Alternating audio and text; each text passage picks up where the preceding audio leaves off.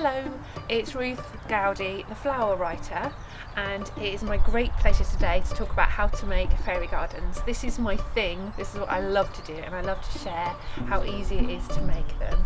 I'm going to make a little miniature one today, and you can use any kind of bowl you want, any kind of pot or planter, and you can do it in the garden as well, but it's just easier to work in a pot for me today. So I've got a nice bowl, it's kind of shallow and that just makes it easy to work with, but the wider you can get the better. First of all, I'm going to start by putting a little bit of grit in the bottom.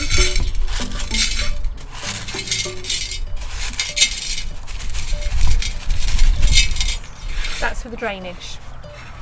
Then I'm going to just use a normal multi-purpose compost to fill up, but I'm going to go to this rim here because we're going to try and put landscape in, so you don't want to fill it to the top and then have to spit it all out again. And now you have the fun part. So this is when you start to think about what your fairies would like in their garden and what type of garden you would like to create. So today I'm going to try and create one that's quite a flowery garden because it's spring and I'm feeling like we need to get some flowers and some colour out. And so I'm choosing some alpines that have pretty flowers, and I'm also going to try and choose some that look like grass or an area that fairies could play on. So now I'm going to think about how I want to place these so that the garden works. And the first thing I'm actually going to try to do is create height before I put the plants in, and then I'm going to mess about with how I think they should go and where I think that they should go. This is the best bit, and you'll find that if you're doing this with small children, they often don't get much further than this, and they really don't care about the end result. As adults, we tend to care an awful lot about the end result and what it's going to look like. But please be patient. If you're doing this with children, it's about making it. It's not really about what the end result looks like, and they will make it and it will look fabulous and you'll say that's great, and then they'll change it all over again and you'll be disappointed. But the point for them is that they've enjoyed making something, and it is a living, growing thing that you can change and adapt according to the seasons, and to give you hours of pleasure. It doesn't need to stay the same. So what I've done, I've created a trench because I like to put a fairy door in, and so I like to have this sense that they're going to walk along a path here. And now I'm going to try to hide that fairy door. So I'm imagining my door is here. In fact, what I'll do is I'll use a block of wood now, just so that you can see that that's where I'm working towards at the end. And so I want to try to plant plants around and think about what the fairies would like doing in their garden. I'm going to put a tree to one side here, I think.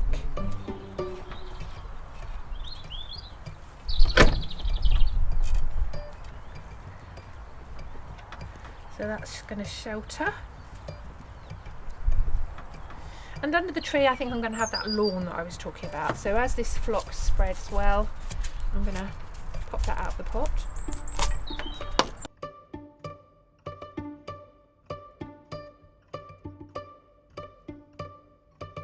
And here you are. So now I've created like a tree and a lawn, so the fairies can play.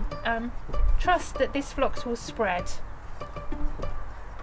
Right, let's think about over the top. So I quite like the idea of trying to hide the door a little bit, so they have a little sense of protection, so that not everybody can find them and stumble across them, because obviously they're quite shy and a bit cheeky, so they prefer to be hidden. So I'm going to put this pair of them up here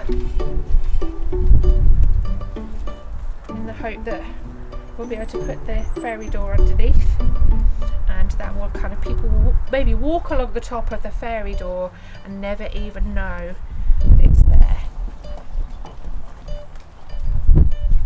Put this lovely saxifraga in over here.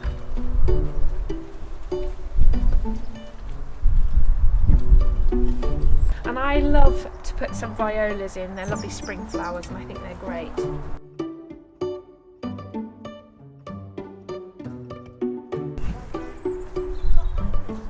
This one is a trailing viola. You don't need to use trailing violas, but it does mean that it will spread nicely and fill up the space.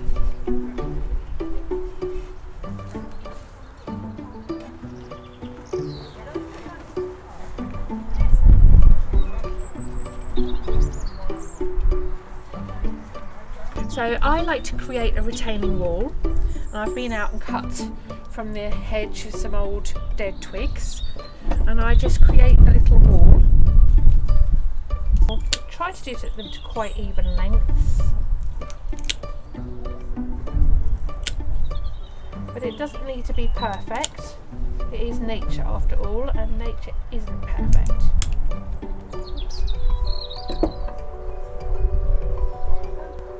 And then I'm just going to slot these down on the side of the plants to create a little retaining wall. Some of them, because they're different lengths, that's quite handy because some of them go down further than others.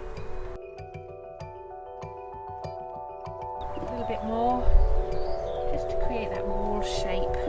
And then another way of creating landscape is by using rocks. So literally, you can collect any kind of stone. I've got some big stone here, and I tend to then, again, it gives you a shape and stops there, a bit like creating a wall. You can put these in, okay, all around the base, and it holds the plants, all the soil in with the plants. Otherwise, when you water, it can often disintegrate and all fall down. There you are. So you kind of create walls like this, and a fence or a barrier there. Next, I'm going to use grit to create a little path.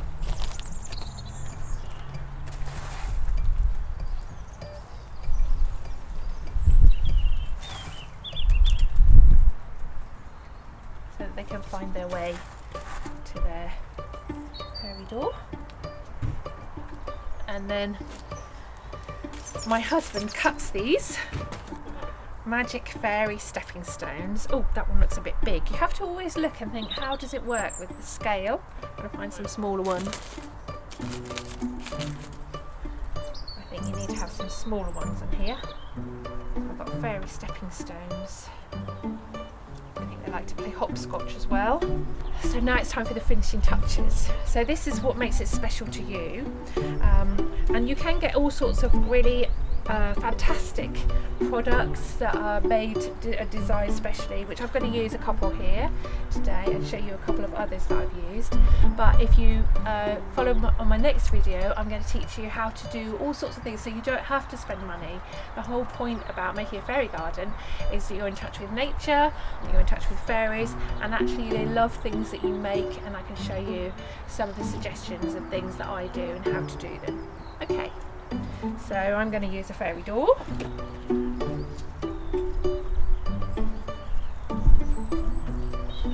I need to push it down low enough so that those sempervivums just cover it, so it's nicely hidden. I like to make sure it looks hidden like that. And I think on this example, because of the way it's worked, I'm actually going to use a little crossing to cross from the lawn into the flower garden. Like that. But there's all sorts of other things you can do. You could have a play area, you could have a slide or a swing, and I'll talk about some of those next time.